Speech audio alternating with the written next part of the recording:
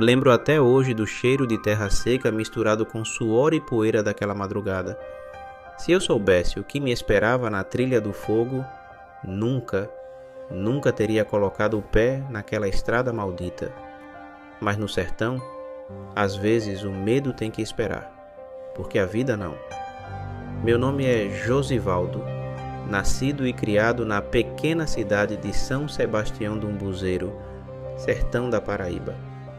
Por aqui todo mundo cresce ouvindo as histórias que os antigos contam, e uma delas sempre me deixou arrepiado desde moleque, a do velho da capa preta. Diziam que ele aparece nas encruzilhadas, nas estradas de terra e nos caminhos onde a poeira levanta mais alto, sempre montado num cavalo preto, com uma capa que cobre até os pés e um chapéu largo, tão largo que esconde o rosto inteiro.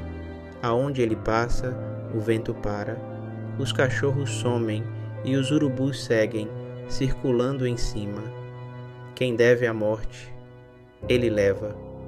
Sempre achei que era conversa para assustar menino.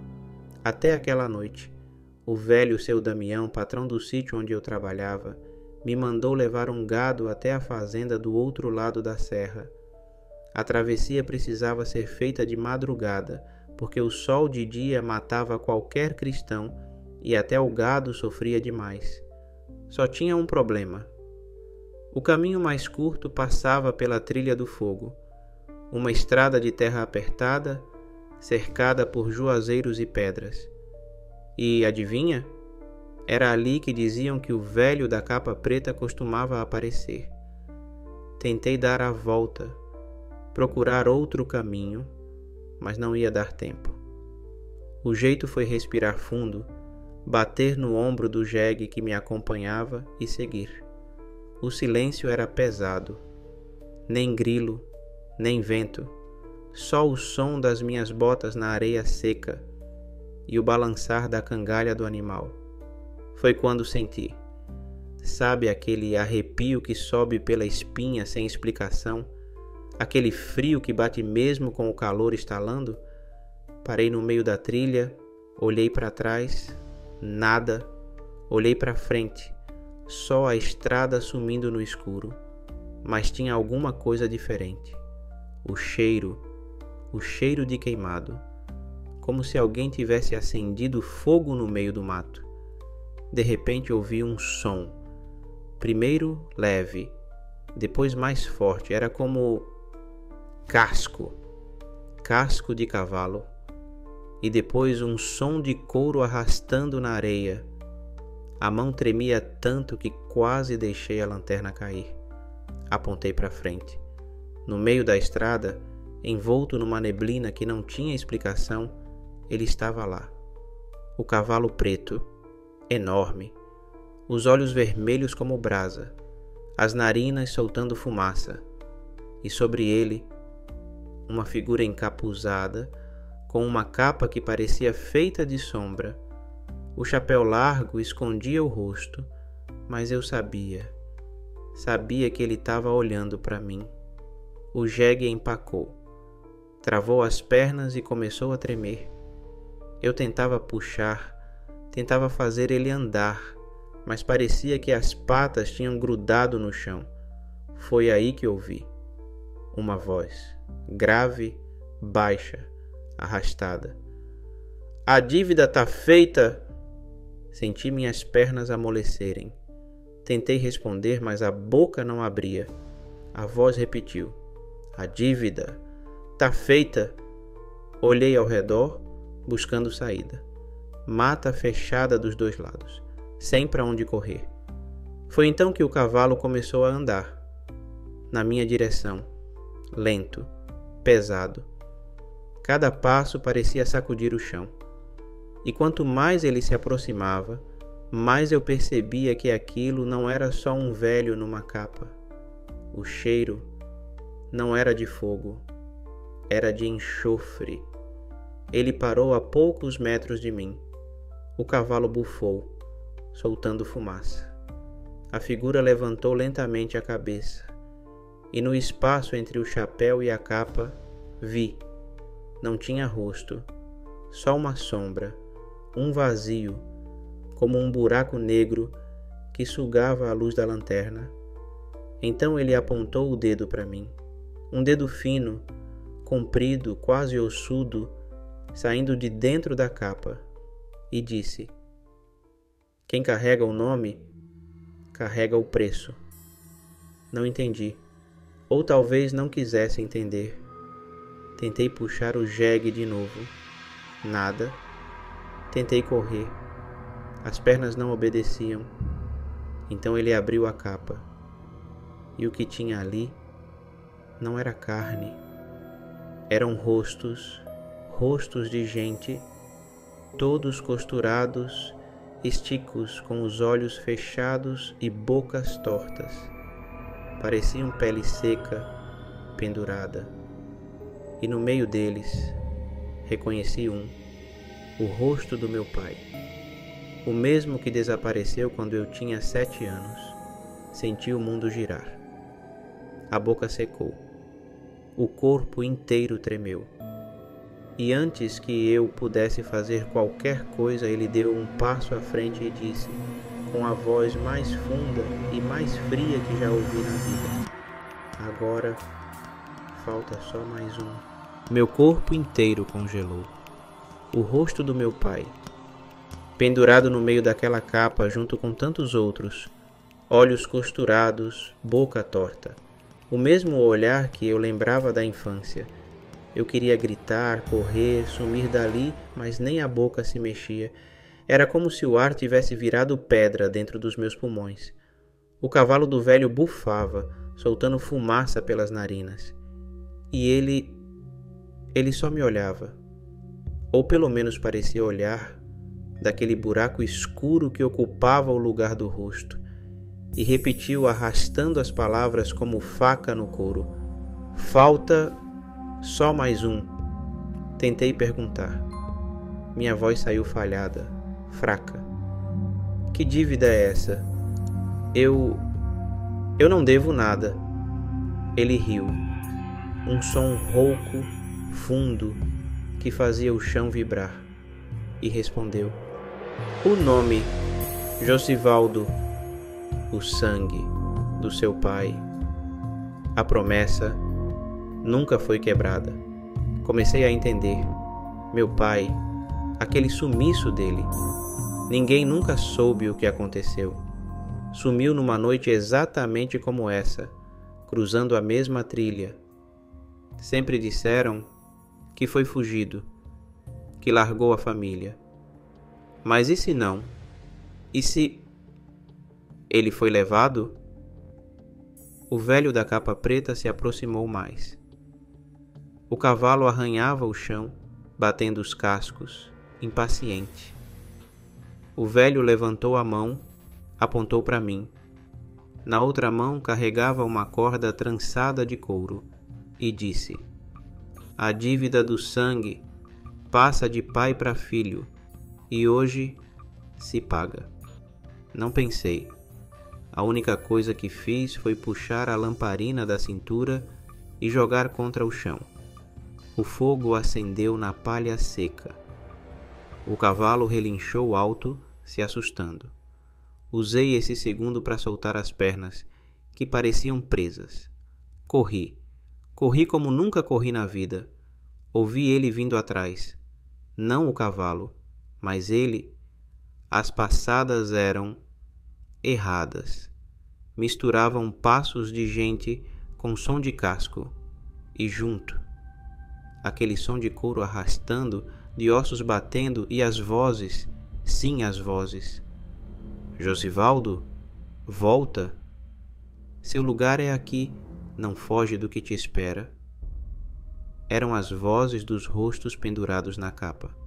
Meu pai, minha avó, meu tio, gente que eu nem conhecia, todas me chamando, todas me implorando para parar. Não sei como consegui. Pulei cerca, rasguei a perna num arame farpado, caí, rolei morro abaixo. Quando me levantei, vi as luzes da fazenda. Corri feito doido. Entrei batendo na porta, gritando por socorro. Seu Damião me olhou pálido, segurando o chapéu contra o peito. Ele te viu, não foi? Perguntou, já sabendo a resposta. Apontei para a trilha, tremendo, mas não tinha nada, nenhuma sombra, nenhum som. Só o silêncio da madrugada. Ele me puxou para dentro e trancou tudo. Você escapou, hoje.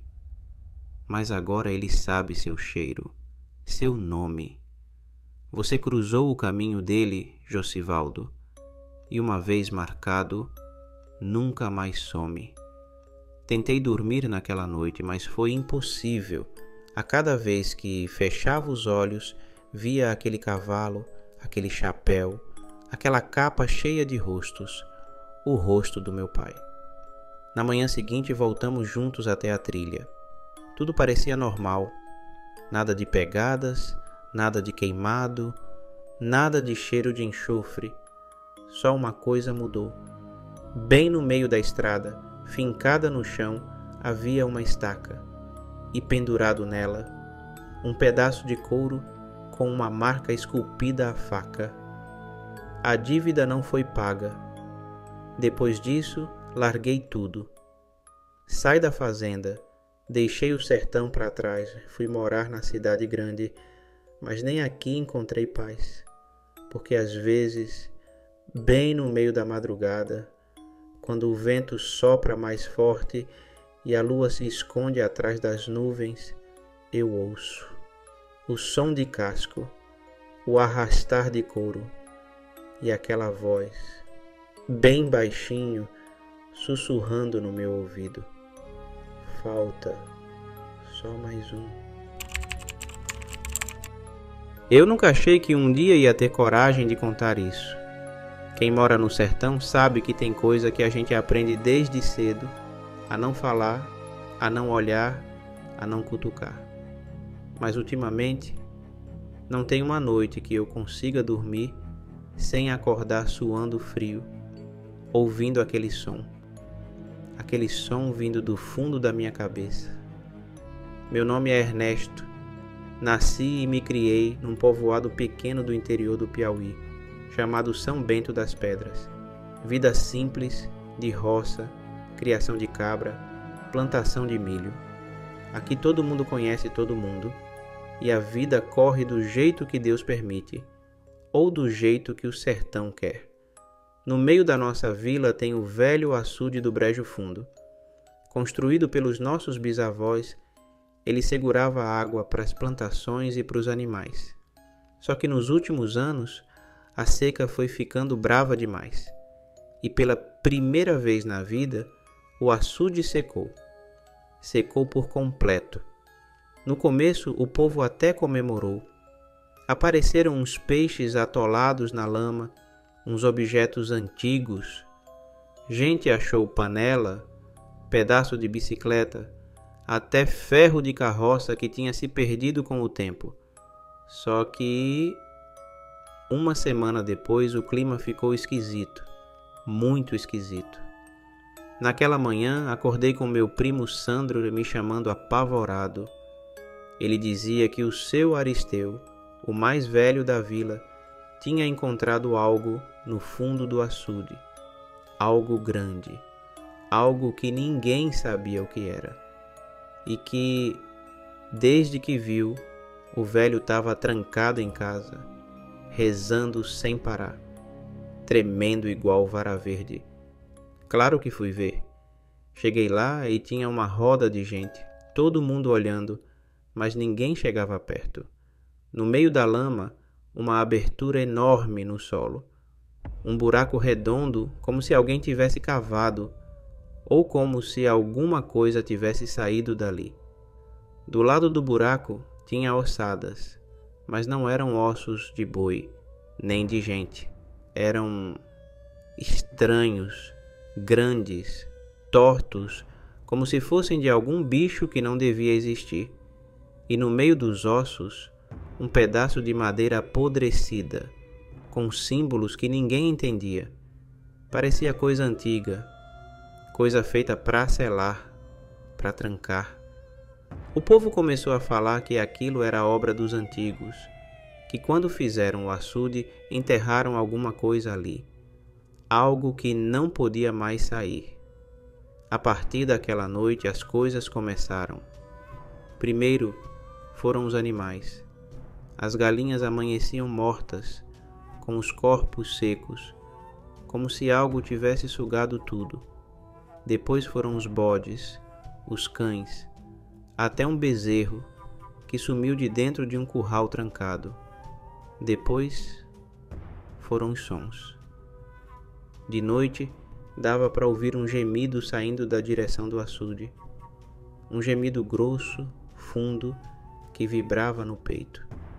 E às vezes dava para jurar que eram vozes sussurrando, falando uma língua que ninguém aqui conhece. Eu tentei ignorar. Tentei dizer para mim mesmo que era só superstição, que era o povo se assustando com a própria sombra. Até aquela madrugada. Estava dormindo quando ouvi algo batendo na janela. Achei que fosse o vento, mas o vento não arranha vidro. Levantei devagar. O silêncio era tão pesado que parecia me esmagar. Olhei pela fresta da cortina e quase desmaiei. No terreiro da frente tinha algo parado. Era alto, magro, mas com os braços muito compridos, quase até o chão. A pele, se é que aquilo tinha pele, era escura, parecia feita de lama e carne apodrecida. No lugar dos olhos, 2 buracos fundos que brilhavam como carvão aceso, e da boca escorria algo preto, grosso, como se fosse piche. Ele não se mexia, só me olhava. Aí fez um som que nunca mais vou esquecer. Um som que não era humano, nem de bicho. Era de dor, de raiva, de fome. E então aquele troço sorriu e deu um passo na minha direção. Corri para trancar a porta. Empurrei armário, mesa, cadeira, tudo. E foi quando ouvi o som que quase me fez perder a consciência. 3 batidas na porta da cozinha. Tum, tum, tum, fortes, como se a porta fosse de papel. E aí ouvi meu nome. Ernesto! A voz era grossa, arranhada, cheia de eco, como se viesse debaixo da terra. E então o trinco começou a girar. O trinco girando, as batidas na porta, a voz rouca me chamando pelo nome. Ali, com a mão tremendo, encostado na parede da cozinha, percebi que não tinha mais para onde correr. A janela dos fundos já estava trancada. As cadeiras, a mesa, o armário, tudo empilhado na porta da frente. E mesmo assim, eu ouvia o madeirame estalando como se fosse questão de segundos até aquilo ceder. Meu corpo tremia tanto que as pernas quase não me seguravam. Fechei os olhos e comecei a rezar. Mas a cada Pai Nosso que eu tentava, uma risada seca, arranhada, se misturava com o som da voz que me chamava. Ernesto, abre, eu sei que você tá aí. De repente, silêncio, total, nem vento, nem grilo, nem nada. Fiquei alguns segundos segurando a respiração, e foi nesse instante que ouvi um som que gelou meu sangue, o telhado estalando. Sim, aquilo tinha subido no telhado. Corri para o quarto, me tranquei por dentro e empurrei a cômoda contra a porta. O som dos passos pesados no telhado ia de um lado para o outro, como se aquela coisa procurasse uma entrada. E então o barulho cessou. Segundos depois, escutei a vidraça da sala se estilhaçando. Alguma coisa entrou. O cheiro veio primeiro, forte, de carne podre, de lama, de coisa morta e fermentando há anos. Depois passos arrastados, gotejando no chão, indo em direção ao meu quarto. Na parede, comecei a ver uma sombra. Não era uma sombra comum. Ela se mexia de forma independente, como se fosse viva, pulsava, respirava, e a voz voltou, mais perto, mais nítida. Vocês abriram o selo. Meu coração parecia que ia explodir. Então, por instinto e talvez desespero, lembrei do que o velho Aristeu uma vez disse quando eu era criança. Ele falava que, quando algo do fundo da terra tentava sair, a única coisa que segurava era fogo e palavra forte. Acendi uma lamparina de querosene que tinha na estante, taquei álcool e joguei na porta assim que senti a maçaneta se mexendo. O fogo subiu, lambeu a madeira, iluminando tudo de laranja. Por um segundo eu vi aquilo. Era pior do que eu lembrava. Alto, magro, mas com a pele solta, feita de carne, barro e pedaços de ossos colados. Os braços eram tão compridos que quase arrastavam no chão. E a boca, meu Deus! A boca abria até quase o meio do peito, cheia de dentes tortos, pontudos, como os de um tubarão. Aquilo recuou, gritando. Mas não era um grito normal. Era como se fosse uma mistura de grito humano, animal e, sei lá, algo que nunca deveria existir. Aproveitei o momento. Pulei pela janela dos fundos, me ralei todo nos cacos de vidro, saí correndo pelo mato sem olhar para trás. Só parei quando cheguei na casa do Sandro, meu primo. Cheguei batendo, gritando, quase desmaiando. Ele me puxou para dentro e trancou tudo. E quando olhei para ele, percebi que ele sabia. Sandro olhou nos meus olhos e disse: Ernesto, vocês abriram, né? Tiraram o selo. O quê? Que diabo é aquilo, Sandro? Perguntei com a voz falhando. Ele respirou fundo, olhou para o chão e respondeu: É o que os antigos enterraram, Ernesto, no tempo que nem igreja tinha aqui. Uma coisa que veio de antes da gente, de antes do povo, de antes de tudo. Feitiço, magia braba, para trancar uma coisa que não era para estar nesse mundo. Quando fizeram o açude, foi para esconder aquilo, não para guardar água, para guardar aquilo. Daquele dia em diante, ninguém mais chegou perto do açude. O buraco continuou lá. E pior, nas noites sem lua, os sons ainda vêm de lá. Vacas somem, cachorros aparecem despedaçados, gente some no mato e nunca mais volta. O pessoal da vila diz que fecharam o lugar, que jogaram terra, pedra, cimento, mas eu sei, não adiantou, porque o que sai de lá não é coisa desse mundo, e eu sei que qualquer hora dessas, aquilo vai bater de novo na minha porta. Se você escutou esse relato até o fim, eu te agradeço. Não por acreditar, porque sinceramente até eu duvidaria. Mas se um dia você vier para o sertão e encontrar um açude seco com um buraco no meio, não olhe para dentro. E pelo amor de Deus, se ouvir seu nome sendo chamado, não atenda. Boa noite. Durmam bem, se puderem. Meu nome é Bento, tenho 38 anos e nasci no sertão baiano, numa comunidade pequena chamada Pedra Seca. Aqui, todo mundo se conhece e as histórias passam de boca em boca como o vento que atravessa os galhos secos do mandacaru. Sempre fui daqueles que achava que lenda era coisa para assustar criança. Mas tudo mudou no verão do ano passado, quando o açude da nossa cidade secou pela primeira vez em décadas. O sertão já estava castigado demais. O sol parecia queimar até a alma, os bichos morriam à míngua, e a terra rachada fazia som quando a gente pisava.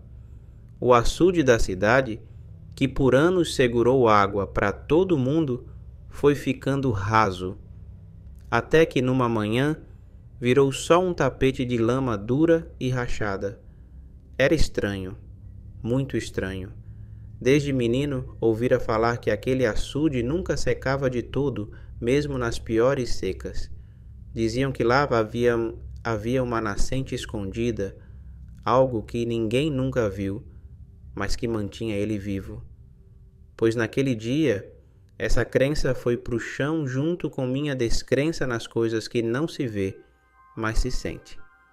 Quando a água baixou de vez, começaram a aparecer coisas que ninguém imaginava.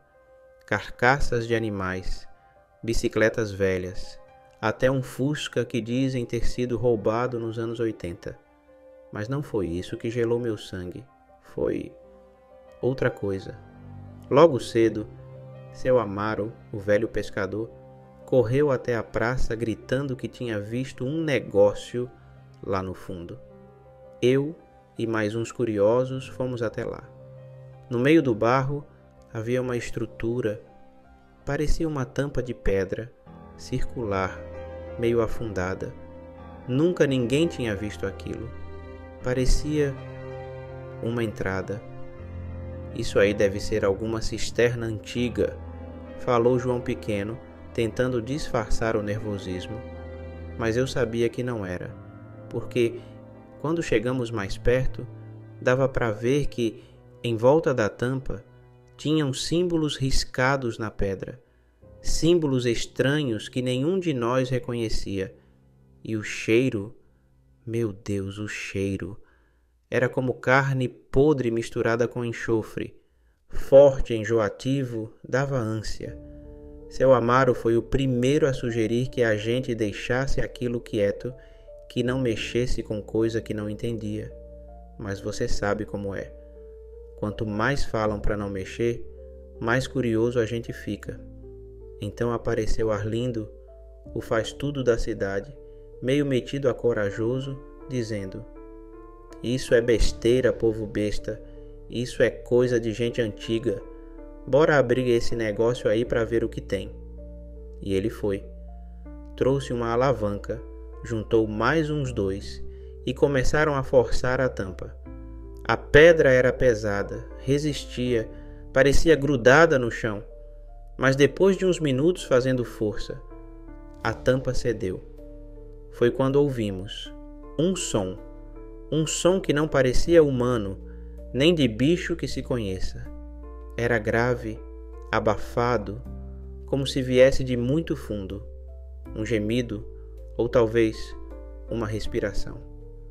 O cheiro ficou tão forte que alguns começaram a se afastar, tapando o nariz.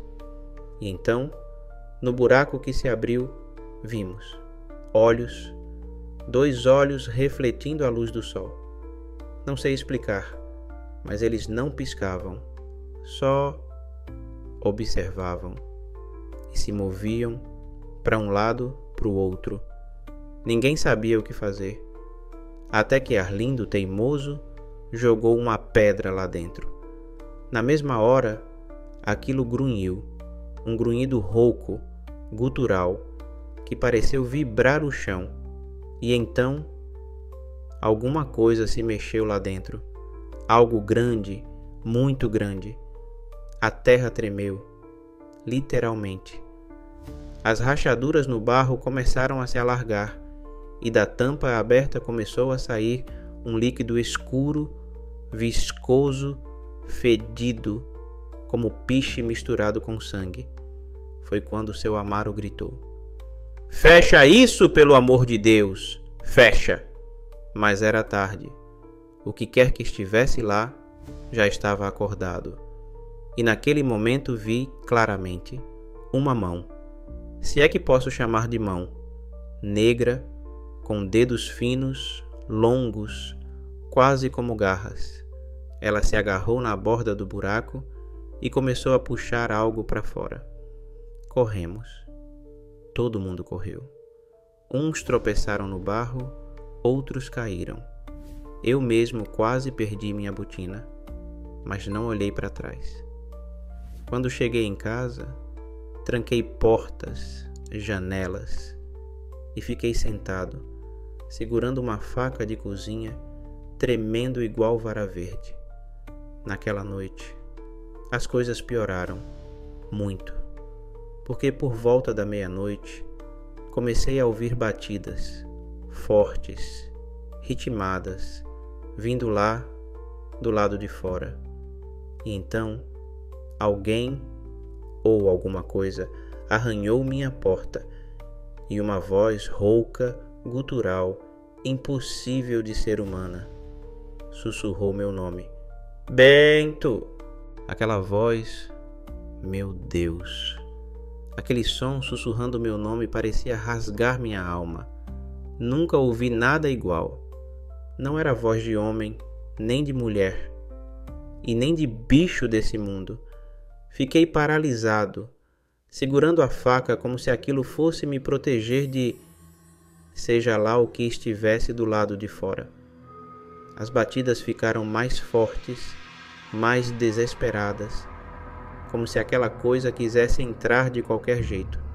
Por uns segundos só consegui ouvir minha própria respiração ofegante e o som de unhas ou garras arranhando a porta. Depois, silêncio. Um silêncio tão pesado que parecia me esmagar. Achei que tivesse ido embora, mas então ouvi passos pesados circulando minha casa. Passos que afundavam na terra seca, como se aquilo fosse grande, muito pesado. Do lado de fora, algo rosnou. Não era um rosnado normal, era um som úmido, cavernoso, como se saísse de dentro de um peito cheio de lama.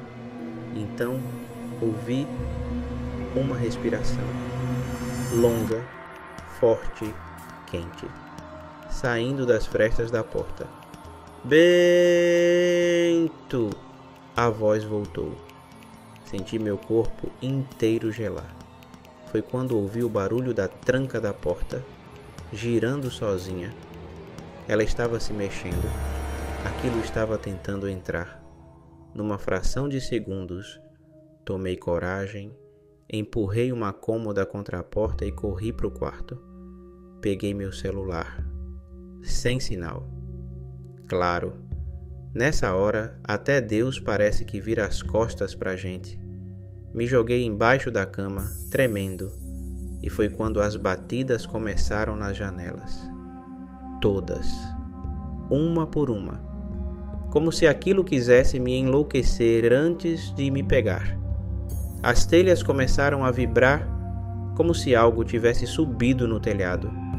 O som de garras arranhando as telhas me fez quase perder a sanidade. E de repente, silêncio outra vez. Permaneci imóvel, segurando a faca com tanta força que minha mão ficou dormente. Ficava repetindo uma prece que nem lembrava direito. Qualquer coisa que me fizesse sentir menos sozinho naquele inferno. De repente, um grito, lá fora. Era Dona Marta, minha vizinha. Pelo amor de Deus! Socorro! Socorro! O grito cortou o silêncio da noite como faca. Levantei num pulo, olhei pela fresta da janela e vi. A coisa estava no quintal dela. Meu Deus do céu! Eu não sei como descrever aquilo. Não tinha forma certa. Era como se fosse feito de lama, carne podre e sombras. Tinha membros, braços ou o que parecia ser, mas mudava de forma, esticava, encolhia. Tinha olhos, muitos olhos, espalhados pelo corpo, abrindo e fechando, e uma boca enorme, que se abria no meio do peito, cheia de dentes tortos e pretos. Dona Marta corria, desesperada, tentando abrir a porta da casa dela. Mas antes que conseguisse, aquela coisa se esticou e um dos braços, ou tentáculos, agarrou ela pela cintura. Ela gritou tão alto que até hoje aquele som não sai da minha cabeça. A criatura a puxou e na minha frente ela desapareceu dentro daquela boca imensa. Senti minhas pernas falharem. Quase desmaiei.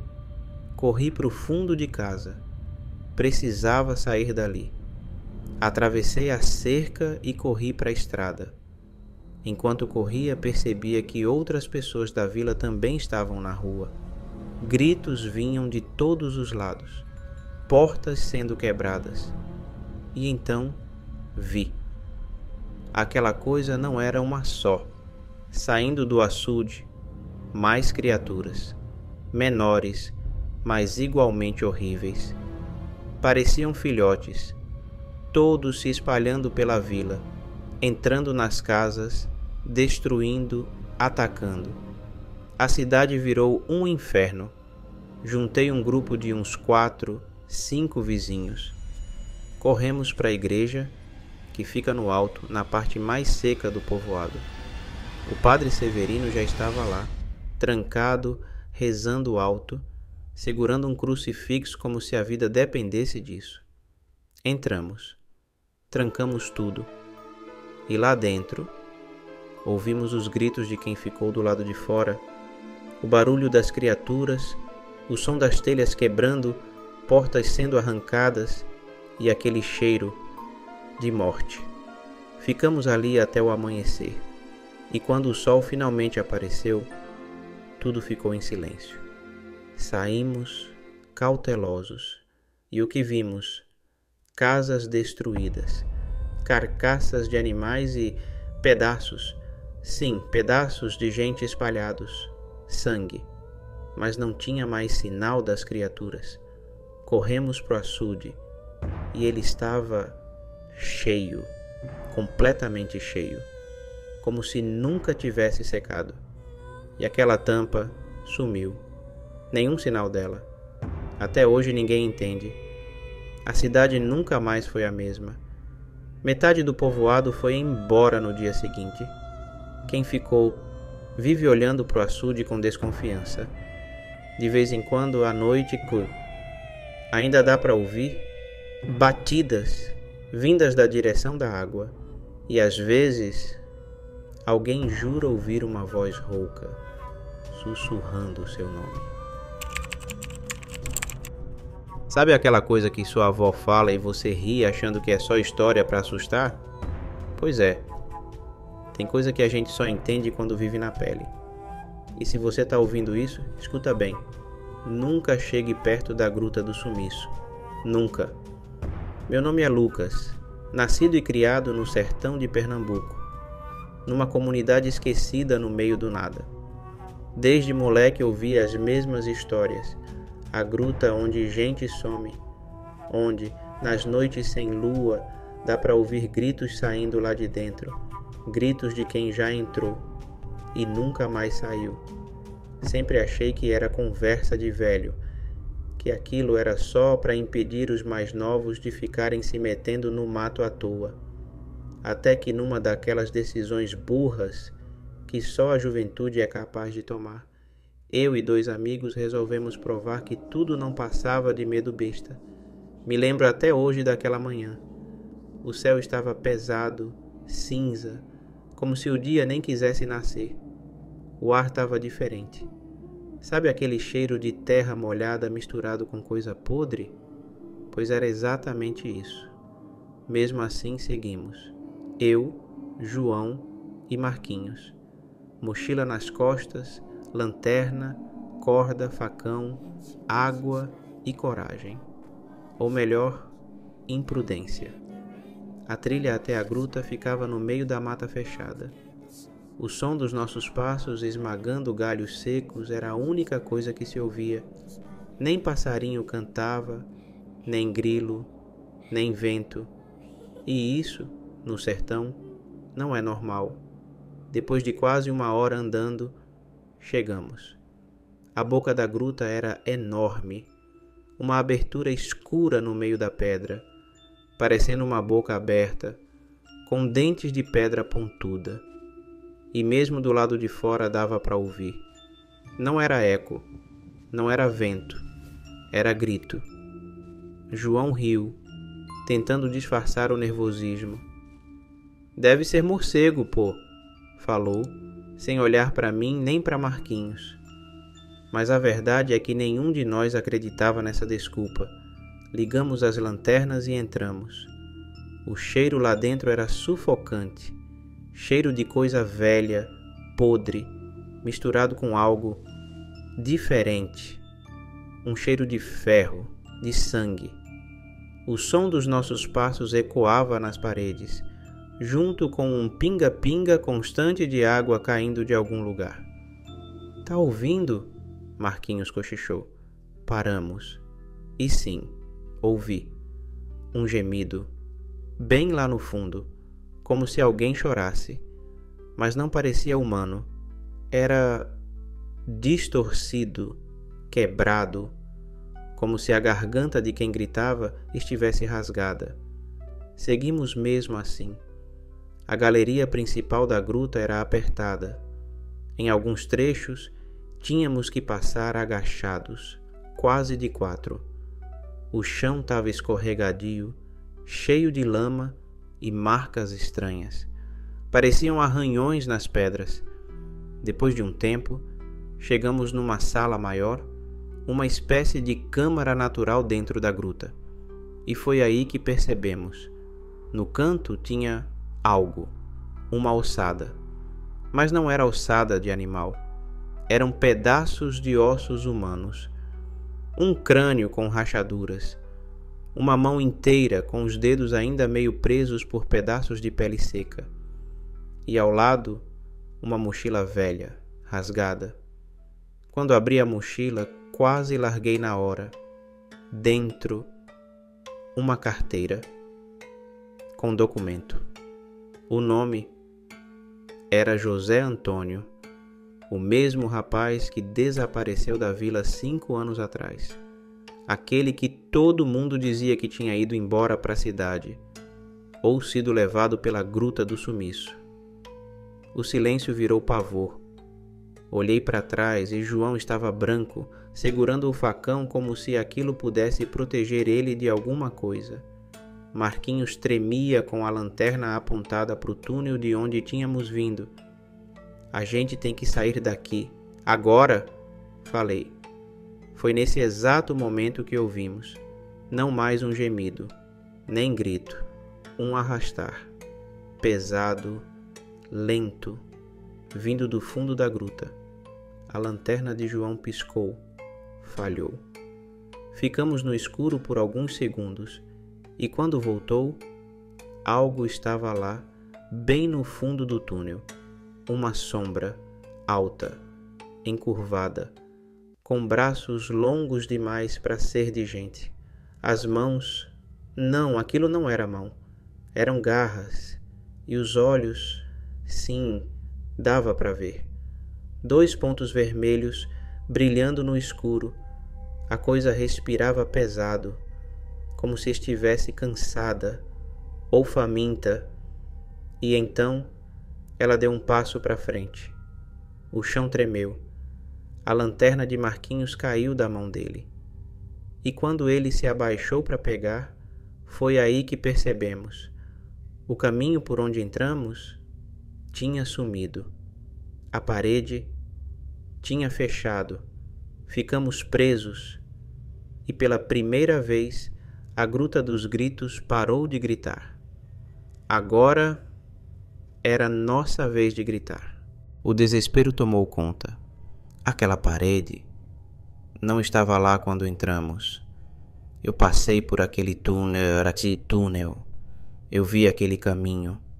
Mas agora tudo que tinha era pedra, maciça, lisa, como se nunca tivesse existido uma entrada ali.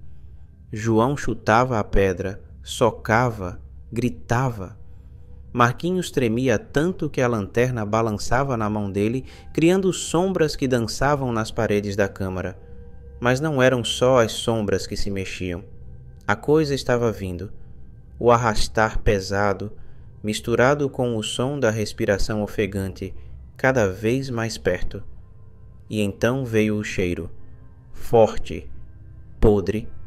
Era como carne apodrecida misturada com sangue velho e lama, tão forte que quase me fez vomitar ali mesmo. Apontamos as lanternas. A criatura surgiu do túnel. Era maior do que qualquer coisa que eu poderia imaginar. Tinha quase 3 metros, corpo magro, encurvado, mas com músculos saltando por baixo de uma pele cinza, rachada, cheia de veios pretos.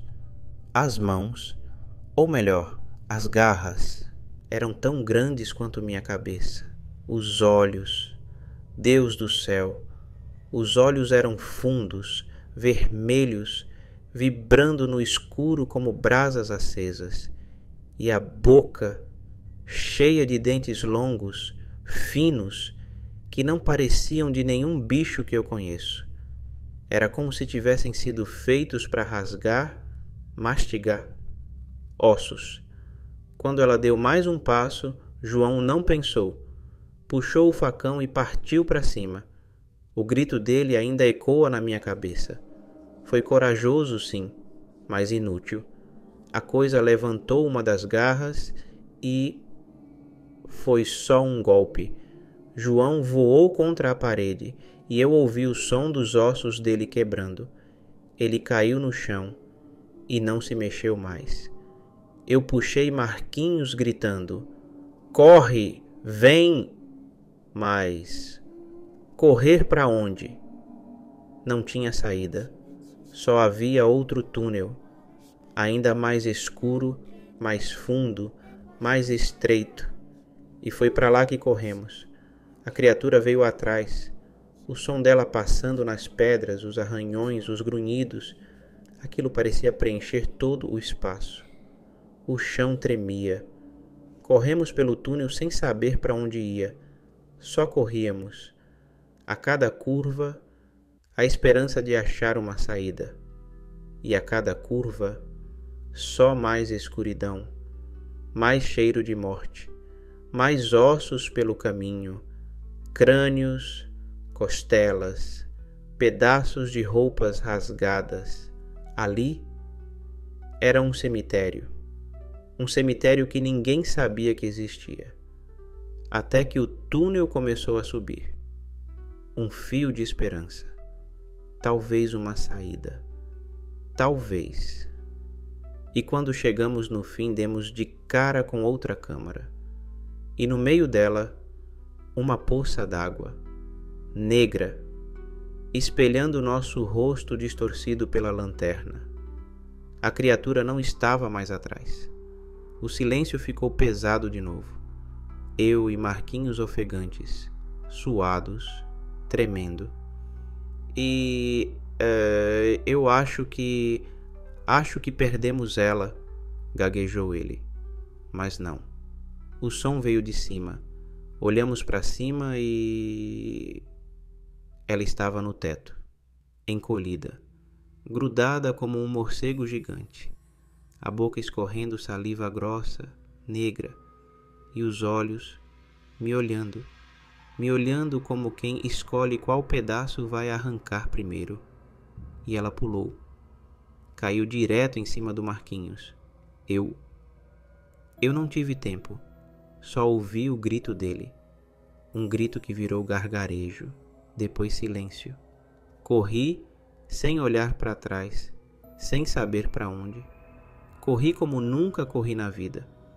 E por algum milagre, ou talvez porque aquele bicho não quis, encontrei uma fenda numa das paredes.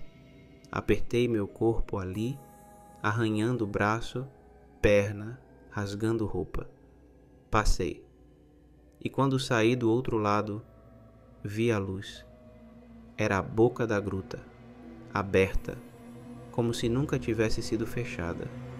Corri feito doido para fora, e quando virei para olhar, a gruta estava lá, fechada, silenciosa, como se nada tivesse acontecido. Desabei no chão, chorando, vomitando, sujo de sangue, de lama, de medo. Depois disso, ninguém mais viu João, nem Marquinhos. E quer saber? Ninguém quis procurar. Quem mora lá sabe. A gruta do sumiço leva quem ela quer.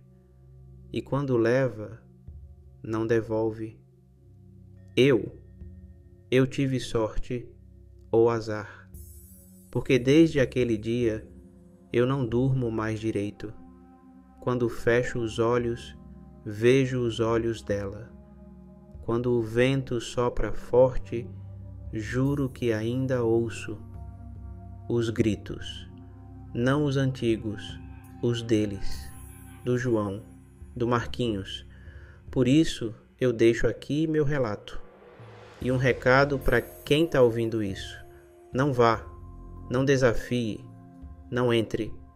A Gruta dos Gritos não é só uma história, ela está lá, viva, esperando. E eu agradeço muito ao canal por me dar voz, por me deixar contar isso, talvez para pelo menos alguém nunca cometer o mesmo erro que a gente cometeu. Meu nome é Lucas.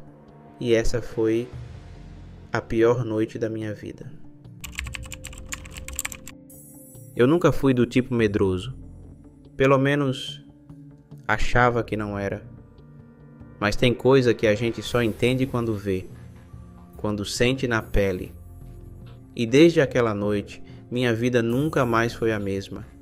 Eu até tentei esquecer, juro, mas é como se quanto mais tento apagar da memória, mais parece que eles me lembram.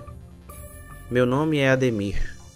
Sou do sertão da Paraíba, de uma vila bem pequena chamada Pedra Morta. Aqui, todo mundo conhece a história do Cemitério Velho, um lugar que fica no alto da Serra do Espinho, cercado de mato seco, pedra rachada e silêncio. Muito silêncio. Meu avô sempre dizia: Ademir, nunca passa lá depois do pôr do sol, porque quando o vento some, eles acordam. Eles quem? Nunca quis saber. Pelo menos até aquela noite. Tudo começou porque eu e meu amigo Edivaldo, dois cabras teimosos, decidimos que ia ser engraçado provar que aquilo era só história para assustar menino. A ideia? Subir até o cemitério velho à noite, gravar uns vídeos, tirar umas fotos e depois postar no grupo do WhatsApp para zoar com os outros. Era uma sexta-feira, lua minguante, sem uma nuvem no céu. O caminho até a serra era só mato seco, espinhos e pedra. Levamos lanternas, facão e aquele espírito besta de quem acha que nada pode dar errado. No começo foi tranquilo. A trilha subia serpenteando pelo meio do mato e dava para ouvir uns grilos, uns sons de bichos noturnos. Mas quando a gente começou a se aproximar do cemitério, o som simplesmente sumiu. Nada, nem grilo, nem sapo, nem vento. O silêncio era tão pesado que parecia grudar na pele, e a luz da lanterna parecia mais fraca, como se a própria escuridão sugasse ela. Chegamos no portão, um portão de ferro antigo, todo enferrujado, caindo aos pedaços, preso numa cerca torta de madeira podre.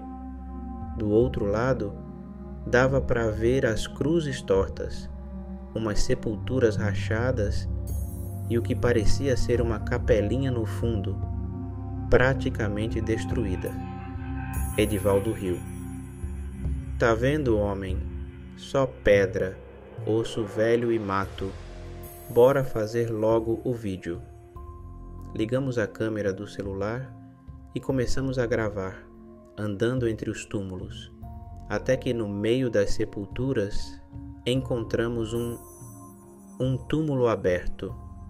Era como se a terra tivesse sido escavada de dentro para fora. Não era buraco de bicho, nem cova rasa. Era um rombo, fundo, escuro.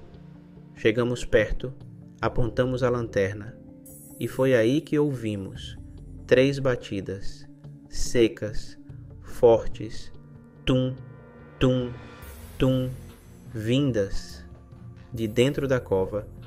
Meu corpo inteiro gelou. Edivaldo ficou pálido na mesma hora. Desligou a câmera e falou, sem nem mexer a boca direito. Tu ouviu, né? Ouvi, respondi quase sem ar. Então o cheiro veio. Um cheiro que não tem explicação.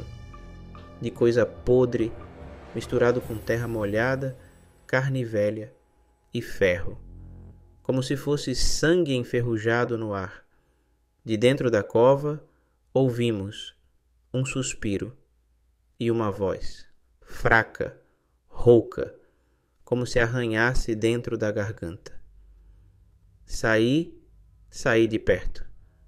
Demos um passo para trás, mas na mesma hora, o portão do cemitério se fechou sozinho, com um estrondo tão forte que o barulho deve ter sido ouvido na vila inteira. Corremos até ele. Tentamos abrir. Forçamos, mas parecia travado por dentro. E aí, a coisa começou. O vento que tinha sumido voltou. Mas não era vento normal. Era gelado. E trazia vozes, sussurros, choros, gritos baixos. E em meio a isso, as cruzes começaram a balançar. Olhei para o lado e juro por Deus, vi uma mão saindo de trás de uma lápide. Não era mão de gente viva. Era pálida, fina, os dedos longos, as unhas pretas como garras. E no instante que minha lanterna iluminou, a mão recuou e alguém se levantou. Alguém? Não. Algo. Uma figura magra, ossuda, com o rosto coberto por uma espécie de pano rasgado, segurando na mão uma cruz quebrada, como se fosse uma arma. E ao redor, outras sombras começaram a se erguer. Eles estavam acordando. E aí, uma voz muito mais forte, muito mais perto, falou bem no meu ouvido. Vocês não deviam ter vindo aqui. E antes que eu pudesse me mexer, uma mão gelada agarrou meu ombro por trás. Aquela mão gelada no meu ombro, cara, eu nunca vou esquecer. Era ossuda, fina, seca como couro velho. Senti cada dedo apertando minha pele e um frio subindo pela espinha, como se fosse gelo líquido correndo nas veias. Virei no reflexo, quase tropeçando nas pedras, e dei de cara com aquilo. Não era um homem, não era. Era algo que já foi, mas não é mais. O rosto era só pele esticada sobre ossos. Os olhos fundos, negros, como 2 buracos que não tinham fim. A boca torta, rasgada até quase o queixo, com dentes quebrados, uns faltando, outros tão afiados que pareciam cacos de vidro.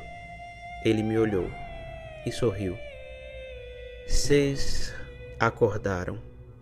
A voz saía como se arranhasse o próprio ar, rouca, pesada, com cheiro de podridão. De trás das lápides começaram a se erguer mais deles. Sombras magras, ossudas, uns sem pernas, arrastando o que sobrou do corpo. Outros sem rosto, só com buracos no lugar dos olhos e da boca, tremendo, gemendo. O vento trazia vozes. Fiquem, fiquem, Fiquem, repetindo, sussurrando, como um coro vindo do fundo da terra. Edivaldo gritou, correu para o portão, chutando, puxando, batendo desesperado. Mas o ferro parecia grudado na pedra. Não se movia, não cedia, não rachava, e eu fiz a única coisa que consegui. Me ajoelhei e comecei a rezar, alto, desesperado, como meu avô fazia. Ave Maria, cheia de graça, o Senhor é convosco. As sombras recuaram um pouco, os gemidos ficaram mais altos, como se aquilo doesse neles, mas não paravam, não iam embora. De repente, uma das criaturas, uma que parecia uma mulher, com véu rasgado na cabeça e ossos aparecendo nos braços, gritou tão alto que senti meus ouvidos quase estourarem. O chão tremeu. E aí, do meio do cemitério, a capelinha rachada desabou. E de dentro, algo saiu. Algo maior. Era uma sombra que parecia não ter forma fixa. Crescia, se esticava. Tinha braços longos, pernas que viravam tentáculos de carne e osso, olhos que surgiam e desapareciam no meio da massa escura. A coisa parecia feita de pedaços, pedaços de tudo, de gente, de bicho, de pedra, de vento, de dor. Ela ergueu um braço, ou algo parecido com um braço, e apontou para a gente. Fiquem, fiquem para sempre. O portão arrebentou, mas não foi força nossa, foi força deles. Como se, naquele momento, aquilo tivesse decidido deixar a gente ir. Mas não inteiro, não sem levar alguma coisa. Edivaldo saiu correndo na frente. Eu fui logo atrás. Nem olhei para trás. As vozes vinham no ouvido, as sombras se mexiam nas beiradas da visão, e a sensação era que a qualquer momento alguém ia segurar meu tornozelo. Corremos pela trilha no escuro, caindo, levantando, batendo em galho, em pedra nos espinhos. Só paramos quando vimos a luz da primeira casa da vila. Chegamos batendo na porta do velho Moacir, que abriu assustado. Olhou pra gente, todo ralado, sujo, branco igual papel, e perguntou: "Vocês foram, né? Foram pro cemitério?" Abaixei a cabeça. Edivaldo só tremia, não conseguia nem falar. O velho respirou fundo, fechou a porta e só disse: "Agora vocês carregam eles." De lá pra cá, nada mais foi igual. Edivaldo ficou estranho. Anda olhando pro nada, falando sozinho, acordando no meio da noite, tremendo, dizendo que eles estão na janela. Eu sinto que algo ficou comigo, porque toda noite sem vento eu ouço passos, ouço arranhões na parede, e às vezes, no silêncio mais pesado, uma voz que vem lá do fundo da minha cabeça: "Fiquem." E meu amigo, eu sei que um dia eles vêm cobrar, porque a maldição do cemitério velho não é só de quem está lá enterrado, é de quem ousa acordar o que devia estar quieto. A você que ficou até aqui ouvindo esse relato, meu muito obrigado, de verdade. Talvez você ache que é só história de sertanejo assustado, e eu até queria que fosse, mas se algum dia você vier para o sertão e ouvir sobre o cemitério velho lá da Serra do Espinho, não sobe, não olha, e se olhar, não escuta, porque se escutar, eles nunca mais vão te deixar em paz. Um forte abraço para todos.